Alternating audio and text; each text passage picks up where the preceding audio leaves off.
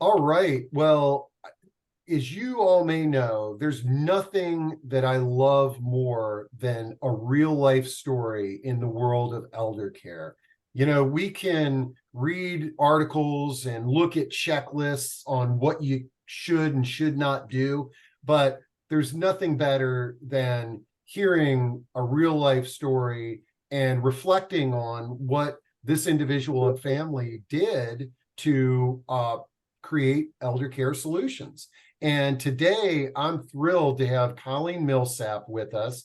In addition, who's going to share her real life story. In addition, I've got Nick and Donna Lutkins, who supported Colleen and her family in this journey. And we'll be hearing more from them throughout the discussion. But Colleen, number one, thanks for coming on and sharing. And let's just dive right into this. Tell us a little bit about your family situation and some of the decisions that you've had to make. Sure. Thanks, Steve. And yeah, so I grew up in Northern Virginia, one of five, and pretty much we're all still here except my youngest sister in Texas. And my oldest sister, who just turned 66 in January, was going to work every day, lived in her own home over in Gainesville, and came home one night and had a stroke, and it Ooh. was a massive stroke. Yeah. And ended up in the hospital that night. And that was pretty much her last normal functioning day. Very sudden. She has two kids, 35 and 36, one with the family, one a little irresponsible.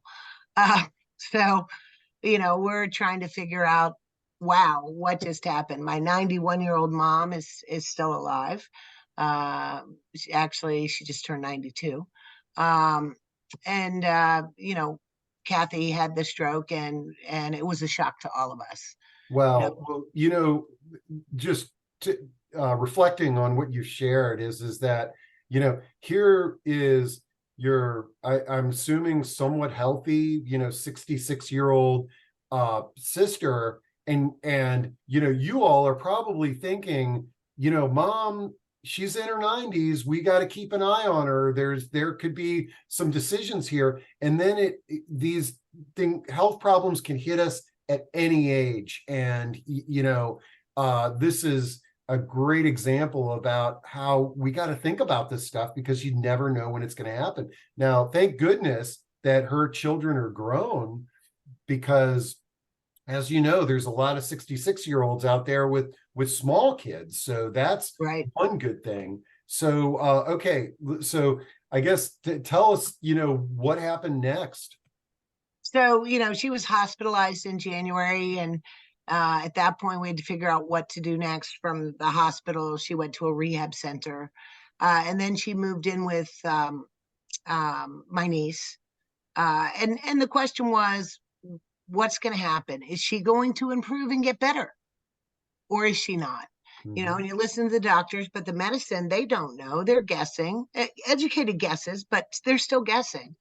And when you have a stroke, it's really all left up to the stroke victim on how much effort they want to put into it. She was at my niece's, who was also in Gainesville, and my husband and I would go pick her up and drive her out to Ida Lee, which is a rec center in Leesburg, to take her swimming, something to keep her moving and whatnot.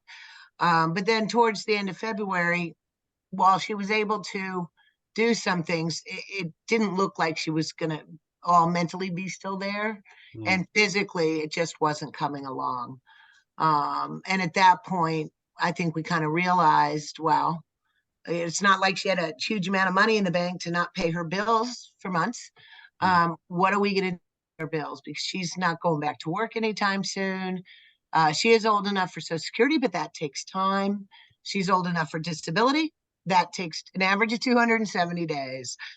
Things you just don't even think about or realize until she'd never planned for long-term care. She worked a normal job, single mom. Yeah, So, she and in her mind, I got my mom is still out there. I got 30 years, and I think a yeah. lot of us fall into that. So, and then just so now she's living with her daughter. And does she have mobility or No, she was living with her daughter and it wasn't going well. Her daughter okay? had a very small place, three small kids. There was a hospital bed in the rec room, the only Oh, kind of family room. It was a really tough situation. okay. And she didn't want to be there. Kids are noisy, 4, 5, and 13. All right. So, or maybe a little older, maybe 6 and 7, but still very young, and it was very disruptive. So Um, what happened? she ended up having another stroke and going back into the hospital. Okay. Uh, and it's a cycle. You go into the hospital, they release you to rehab. And then once they've released you to rehab, you have so many days. This is under Medicare. If you've gone without 2 months of the episode, it starts as a new episode. Mhm. So she was in a new episode. She had 21 days in rehab. And at that point, she moved in with my sister in Fredericksburg. Okay. Because we didn't really have the ability to fund a private nursing home. Um, Medicare would only pay for so much. And, kind of at that point, when she went back in the hospital the second time, it was clear that we needed to make some tough decisions, one of which was to sell her home. We had to go through and do an inventory of her assets. What does she have? What does she owe? Um, and what about all the stuff, all that stuff that everybody's got in their house that nobody wants. Your kids don't want it, and frankly, you probably don't either. But Yeah. but so we started that cycle, and I Okay. reached out to Nick and Donna for assistance there to just try to figure out what are your options. I've got to liquidate now assets of my older sister because she's not improving. Man, okay. Well, this is a great opportunity for us to get to know Nick and Donna. So, Nick and Donna, tell us a little bit about what you do, and then maybe elaborate on some of the things that you did in the case of Colleen's sister. Are happy to. This is going to be back and forth with Donna here.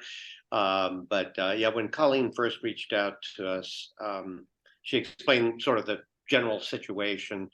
And we suggested, she said, in all likelihood, we're going to have to sell the house to get the assets to help pay for Kathy's, rehab and living.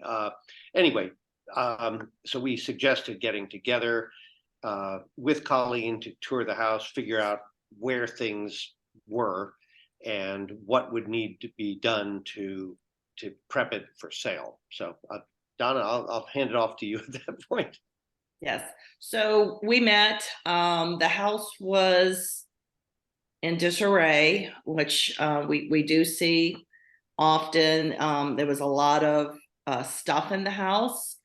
A lot of projects had not been completed.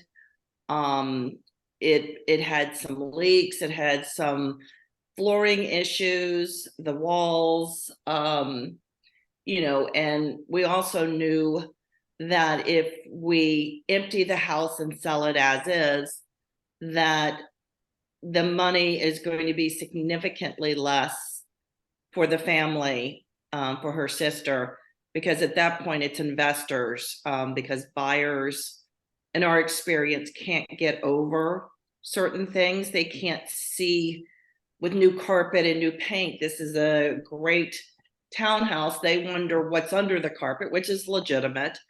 They wonder, what's going on with everything. And investors come in because they're going to flip it or rent it. Generally, they're doing both, actually, but they've got to put in a certain amount, but they need to make money. So we're talking 100,000, generally less than what the market value would be if you were to fix it up.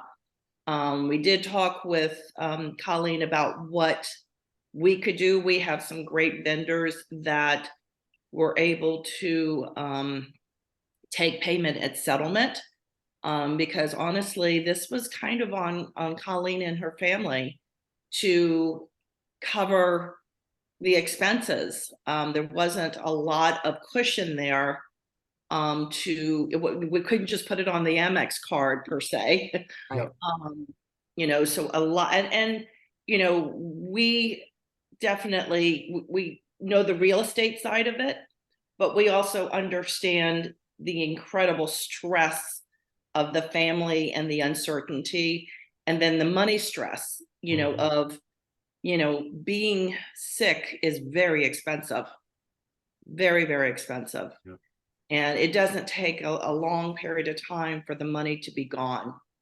So, You know, what seems like a lot of money, a blink of the eye, and you're paying 10, 20,000, you know, a month, a week, whatever.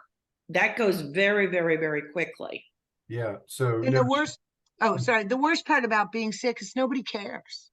You know, You know, so the first thing I did in February was contact her mortgage companies.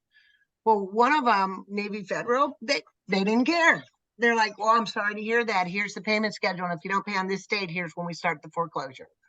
yeah. The other one was called Mr. Cooper. They actually turned out to be a gem. yeah, They had a COVID uh, a special package, and we talked to them about that. And you know, because she had COVID in December, it turned out that the they were related, and we were able to get into a forbearance period that would have lasted up to a year. Um, you know, without probably Mr. Cooper, I'm not sure exactly what we would have done, because not only would we have had to pay for the repairs that weren't paid at settlement, but we would have also had to, you know, pay her monthly bills. We're trying to figure out, okay, which bills do I have to pay? How long till I have to pay electric before it gets turned off? Okay, I Oh, need that on for settlement. yeah. You know, I mean, those are the games we were playing. It was tight. Well, Yeah. this is a story that is repeated all over the place, and I'm so thankful for you sharing this with us. Let me you talked a little bit about getting rid of the stuff, and Yeah. all three of you probably had a hand in this, but tell me a little bit about how you dealt with that, because we find that so many people in our community, that's what they're dealing with either now or when they come into their mom's house, and it's kind of like we got to figure out what to do with all this stuff. Yeah, I mean, there are several options to do with stuff. I'm a big online auction person where there are companies out there that will come in, price everything, and then it could only sell for $1. But it has to be clean and organized to do that. And that's some of the biggest problems is, you know, this was my sister. She wasn't the best housekeeper. You know, we're taking photographs underneath her bed, and there's, you know, we have to dust them off before we put them in a box. But we had asked the kids, who weren't real helpful. The daughter has 3 small children. I understand why. Full-time job, single mom, 3 small children. The son just doesn't have all of his stuff together. So we didn't get a lot of help from the kids. What ended up happening is myself and my husband, my son, just kind of went in there and, you know, kind of went through and looked through everything, and then talked to her and said, you know, what are you interested in saving? What do you want us to save for you? And she actually gave us some direction, and that stuff we boxed up, sent to storage. And then everything else, you know, we don't like hitting the landfill, but you know, if it's got mold or potential mold, it's got to hit the landfill. Otherwise, it went to some of the charities, Goodwill type, I you know. love it. And that's kind of what we did. But that was probably the biggest process, was that was the most getting the time house, consuming for getting you. everything out. Yeah, Oh my gosh, it was such a long process. yeah. Yeah, And it is always longer than everyone expects. and Yeah. more No emotional matter too. how what the More emotional too. I mean, our Yeah. attachment to some of these possessions are it mind blowing. You know, though, these millennials, these younger people, even my kids, they've got no attachment to stuff. They don't care. But us, you know, we're like, oh wow, you can't throw that away. That's a napkin from when I went to this first restaurant, you know. And your kids are like, what are you doing? Get rid of that. I love it. You know, and so some of that's a little bit different in the age group. You know, my mom kept, you know, the really nice, which was probably middle class at the time, but now it's very expensive furniture because it's just not made well anymore. You know, some of which we want. China, nobody wants China anymore. Not younger. No, You know, so it's different trying to figure that out. And okay, now I want to also jump back on, I mean, you sort of spelled out the story of the finances and the Yeah. need to sell the home to pay for care. Have you started going through, because it sounds like your sister is going to qualify for Medicaid at some point in time, and it's going to be necessary for her long-term care. Have you started going through that process at this point? Actually, that was one of the first things I did. So, one of the hardest things about applying for Social Security disability is where you And start. Medicaid for like a nursing home, if Well, so the problem with Medicaid, okay, and I talked to folks back in February. What does it take to qualify? $2,000 in assets plus a car. So she has a house; it's got equity in it. She doesn't qualify. yeah. She's not going to qualify anytime soon, and so we put that totally out of our mind. So you're in the spend down. You're right now. We have to spend down. Exactly. Okay. Right. And so the Um, big thing with the spend down that we've been really warned about is make sure you can document spending her money, because Medicaid could go back as much as 10 years, and want to make sure that what she did not do was distribute her assets to get to Medicaid. mhm. And so that's something we've been trying to be very, careful about, because she did have a lot of equity in her home. She's probably able to be in the nursing home for a year and a half. We talked to the nursing home and said, look, these are her, her assets in general numbers, and said, how is this going to work? Because if she is around in 2 years, she won't have any assets left. And they said usually about 45 days from when you start reaching the point where you'll be out of assets, you work with us and we contact Medicaid, and we work with the state and Medicaid and get that whole thing rolling. I'm like, okay, good to know. Okay. I love it. Now, I Social mean, Security, on the other hand, she had not applied for, and she had not never applied for disability. So the thing there is you need all kinds of information. Her husband passed away in, I think, 88. Well, I need to know where he passed away. I need to know his full name. I need his date of birth. Well, I've got her information. What about her? What about Michael? And man, Kathy's not talking. Sorry. So, you're an welcome back. unbelievable sister. And so the other thing that we talked about millennials not being as attached to possessions, which I tend to agree with. There's more of a culture of minimalism as opposed to accumulation with generations. But this whole experience, Colleen, this has to have sort of changed your own personal planning. And I think that one of the things that I've seen is that as folks go through caregiving situations, not necessarily as extreme as yours, is that it makes them reflect on, okay, here's what I need to do now to make sure that folks aren't scrambling around like I was for my sister. And Steve, you are so right. My husband and I have talked about that. We've updated our will. So we're going through our will. When we did our will last time, it didn't include digital assets. There's a whole section on digital assets. That's important because that's the stuff the kids are interested in. I want to get into my mom's Facebook. And so we've added that. We actually are trying to downsize the house since we're empty nesters, and have the, do one of the online auctions with an online auction company, just to get rid of the stuff. Because the kids really don't want it, and they'll take the stuff they want. And we're really looking forward, trying to understand, what do we need to do next. And we've actually started talking with kids about, hey, these are things we're doing.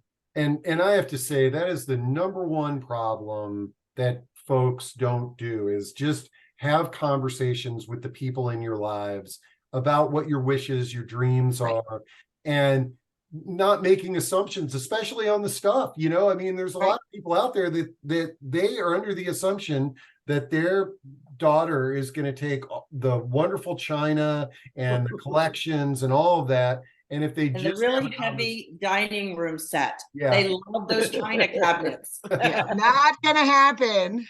no, man, that's great. They're in love with IKEA. Well, Yeah. now I want to move on to some thoughts about your mom, but before I do that, I want to just make sure to check in with Nick and Donna and any other aspects about this transition that you all would like to throw in that occurred that we may have not mentioned. Yeah, thanks, Steve. I think one of the things, once Colleen and her family really were responsible for the clean out, we were not there for that necessarily, because we didn't know what to throw away or anything else. We then came back once she had cleaned everything out as much as she could. We went back and we photographed everything. We looked at everything because there were things that we could see now that we couldn't see when there was more clutter. We did a quick assessment, and again, Colleen was saying, I don't know, I just don't know if I really want to do anything to it. I may just want to sell it as is. And I think Donna and I, came through and said, okay, there are certain things that I know Colleen doesn't want to get there with a paintbrush and do all that, but we kind of made an assessment. We brought a couple of our contractors in and said, I think for about $20,000 to $25,000, if we could do it, we could get it done within roughly 2 weeks, put it on the market, you're going to get a lot more for it than you would otherwise, as is. So Colleen kind of shook her head and said, okay, I trust you on this one. Yep. And so we went to work, got everything out, brought in our flooring contractor, fixed stuff, painter, everything, cleaned it up, and then put it on the market. Anyway, long and the short of it is that what we got for it at that time was significantly more than what we would have gotten as a cash offer from an investor, which made us feel good because we knew that a lot more was going to Kathy and helping her in her situation. But what the lesson learned, I mean, we do this every day, but a lot of times what might be overwhelming to a seller, to us, we can look at it sort of more dispassionately and go, hey, for $20,000, we can get you back 80 or 100. Right. And that's sort of the lesson, is that, And we didn't do everything. I mean, we Yeah. could have spent another 30,000, and updated the kitchen. It still had Formica countertops, but it was in an awesome neighborhood. It actually had a fabulous layout. Back to a common wooded area. We really did the superficial because we knew every dime that we were spending was money that wasn't going to go to help her sister. Yeah. And so we were very cautious of, I would have loved to have replaced all the lights. But we didn't have the money. So we took the globes, put them in the dishwasher, cleaned them up and put them in there, and they look brand new. For the buyer then to make their own personal choices of, countertops. But it really looked amazing. I mean, we've done a lot of projects. It's probably one of the best and proudest ones because we didn't have the Amex card to go, oh, let's just go ahead and spend $500 on lights. We had to think about every single purchase, even down to light bulbs. I mean, every little thing was money that we had to consider. Yep. Is this going to bring money back in? Or is this, just something that I like, bulbs and all this? No, and that's what sorry, Colleen. And as the family, that's all true. And Nick and Donna were amazing. But that's all true when you're selling a house. Well, as the family, and understanding the family situation, I'm sitting there going, do I put all of my actual time in there to lower the Medicaid hit if she lasts? I mean, so there's a balance because we were in a stage where the doctor said she could get better, but we're not sure. It's really up to her. or she could end up in a nursing home. She's in a nursing home right now. And she's actually doing okay, meaning she may be around for a year or two. 2 months ago, it looked like she was on her way out that day. Yeah. So there's a balance there of, we wanted, as the family, wanted to do the right thing in the event that she did get better. Mm. We wanted to make sure she had a nest egg. Mhm. And then now she's not getting better. Well, now she won't hit Medicaid as soon, but she'll still hit it if she's around. Yeah. So there's a balance there of, a little bit of tug, but yeah. Well, this is, the reason that I love these real life stories is, folks, as much content and information as I have, there's no way that I can create a checklist that applies to Colleen's situation. Every situation is different, and seeing a partner like Nick and Donna who support you in this, and it's sort of like, hey, some people are just going to be like, look, I'm flying into town, got to sell mom's house, Right. let's make it happen, and doesn't matter how much we get, we just need to close the deal, get Right. rid of it. This, you can see where that every dollar went towards her care, which is just absolutely amazing. So I want And to, that's the other thing. We called Nick and Donna, and I think you guys might have actually come out in February to look at the I think place. so, Yeah. yeah. It was one of those, it looks like it's going to fall on me because her kids weren't going to be able to do it. So it's like, okay, let me reach out to folks who know. And that's probably the biggest thing is when you're dealing with this, it's all a shock, but talk to as many people as you can. And then if you have folks that you could trust, like Nick and Donna, they really have, they know what they're doing. And you're going to be so overwhelmed with learning new medical terms and what does this mean and what does that mean, and now all of a sudden you're dealing with Social Security and you don't know about everything you don't know about. And so reaching out to Nick and Donna, I'm like, look, I have no idea, she could get better and this is a total waste of time. And they're like, hey, let's, they're out there, they're there for us, they're walking us through, they're talking about potential, here's some of the things to think about. What happens if she were to come home? yeah, And they will hear the contractors you need. So that's the key part, is to surround yourselves with folks like that. I love it. Okay, so we talked about this very unusual, hit you from left field. Your sister, has a stroke, and how you sort of took care of that. Talked about how this changed your thinking in your own planning for the future. Now, I'm just curious about your mom, who's in her 90s, and you said she's healthy and still getting around, but have you started thinking about her, or she started having conversations with you after all of this has happened? So actually, that was much before this happened. So back in, just before the pandemic, actually. But, again, 5 sisters, and my sister's always like, Colleen, I think you ought to talk to mom, and she needs to move into a retirement community. And I'm like, when she starts the conversation, I'll be happy to. No, I'm not going to tell her to quit driving. She's still driving. Oh, but she's now told me at least 6 times this year, I think it's time for me to quit driving. So she's just about ready. She is a very strong, independent woman, from the 30s, and she's going to do it when she's ready to make the change. And she started going, well, I have long-term care. I think I'm going to move into a retirement community.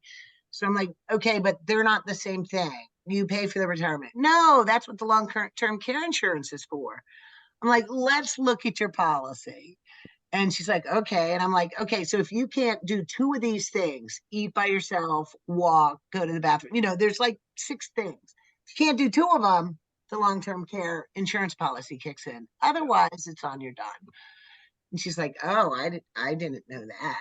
Well, I love that she's having that conversation, because so many times is like your sisters, hey, we got to get mom to do this. And none of us want to be parented by our children. And so that's good. So now, is she still living in her home, or did she make a move? Nope. we went through the process. She was ready. We looked at some places. There's a place over in McLean called Vincent Hall. We went through there, signed her up for Vincent Hall, got a move-in date, reached out to Nick and Donna. This one, they weren't quite as happy with me because I was like, look, they're going to buy this house and knock it down. It's just not getting cleaned. I'm just not doing anything, and they're So just like, that's exactly what I was talking about. So you had both transactions there. yeah, exactly. And I Yeah, think they we came out, sold they're it like, with everything in the house, if I remember. I mean, we have done where is as is, which is like, okay. And it's Right. a great neighborhood where people are buying houses and knocking them down. So it doesn't make sense to spend 20, 30, 40, 50,000 on a house that you can't make look like a farmhouse. Mhm. Right. That the millennials love. It's never going to look that way right. because the primary bathroom has one sink. Yeah. It's never going to have two Yeah. sinks. Yep, and the Yep. new house that is going to be put on that land is going to have probably 17 sinks. Yes, exactly. Now, Exactly. so I'm excited. So your mom moved into what is called a life plan community. It has independent assisted and nursing. Correct. Vincent Hall. So she can be cared for her entire life. All of Yeah. the challenges that you're dealing with your sister, you can now sleep. But all of you and your sisters can Yeah. sleep better at night, knowing mom is taken care of. How does she like it? She actually likes it a lot. It was tough. The move-in year, she moved in November, actually in September. And then the pandemic hit March. So she went from, going out to, having this great community to one person in the elevator at a time. Mm-hmm. And so that slowed the process a little bit. But the pandemic effect has actually started to wane kind of at the beginning of this year, where more people are venturing out that didn't venture out. And it impacted all of us. I mean, It really that's did. the thing that we realize. It's not the community. And so now that things are more back to normal, how's she enjoying? Yeah, she's working out 4 times a week, 2 times a week with a personal trainer, 2 times a week with, just herself. But they have a nice workout room, and they're always there to make sure folks are okay. And she's got her, art class, and she still goes to church every day at 6:30 in the morning. That's why she's driving. Okay, I But love it. Well, yeah, so she's very happy. I love But it. it was a struggle to get all my sisters here to get what they wanted out of the house, because we're the generation that still wants stuff. Yeah. And we're like, oh my gosh, I want that and that and that. My little sister from Texas filled up her giant, Bronco plus a U-Haul trailer of stuff to take back to Texas. And I'm just like, yeah, I'm just not doing that. I already have the house. I've learned. Man, I love it. And I mean, this is an amazing story. I don't know if I've ever met any, but everybody's story is different. And that's the thing. But the fact that you've got 2 partners with Nick and Donna that were supported you on the aspect of, moving, downsizing, and the sale of these homes throughout the journey that you trust, enabled you to focus on all this other stuff that we've been talking about. Yeah, I mean, with my mom's house, Nick and Donna are like, okay, well, there's a company called White 800 Got Junk. They'll come in and just throw everything away. And I'm like, well, I don't want it to hit the landfill. They're like, no, they'll go through it and donate what they can. And or you could do a dumpster pull, and so it was really nice to have professionals who understood all of the aspects. I haven't moved in 20 years, 30 years. I don't know. Well, they're on top of it because they're doing this, and they're there all the time. And a lot of what happens when you're dealing with the elderly or folks who are disabled is it's that move transition. You're going to have to transition from what normalcy was to what the new normalcy is, and you're going to have to do it fast, lightning fast. And you can't rush elderly people. If you rush them, they will push back harder than you've ever seen, because they have to feel like they are making their own decisions. Yeah, and I'd sort of amend that statement. You can't rush any adult. Yeah, I mean, I think that's the thing is that we've all lived responsible lives, and none of us we like to be in control of our own. Yeah. We like partners that are engaged, and that's what I really like about what you said, Colleen. Is that when you had the pressure from the family to help talk to mom about making the move, she's an adult, she She's can not make ready. this decision, and you're there to support her. We do have to figure out the transportation alternatives though, because the last thing we want is her to get hurt or to hurt somebody else. So Well, when my sister moved in, when my stroke sister moved in with my other sister in Fredericksburg, yeah. my mom went down there to quote help. My sister's about going nuts because now she has two people to care for her.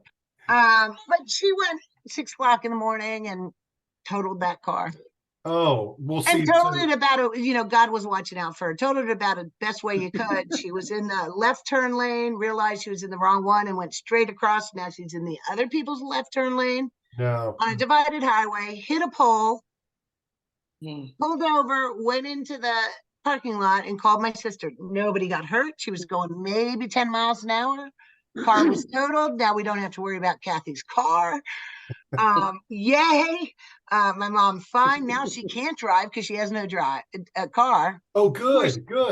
Of course, she did go rent a car because her insurance gave her a rental car, but she didn't drive it. Man. But Well, yeah, 100% agree. I tell you, we could talk for another hour on this because there's so many threads here. There But really are. maybe we'll do this again and we'll dive into some of those threads. But let's if there's anything that any of you all wanted to share that you didn't share, let's use this time. But this is an amazing story. Thanks. All right, so I think we Great. got it. Well, thanks so much, and really, Colleen, thanks for sharing this. I think it's going Thank to you, Colleen. help so many people. And Nick and Donna, it's great to see that there's folks out there supporting people through these very difficult transitions. Yeah. Thank you. Yeah, great. Thanks to Nick and Donna, I tell you. Thank It you. was an honor to work with you, and we appreciate you reaching out to us and allowing us to help you. Well, thanks.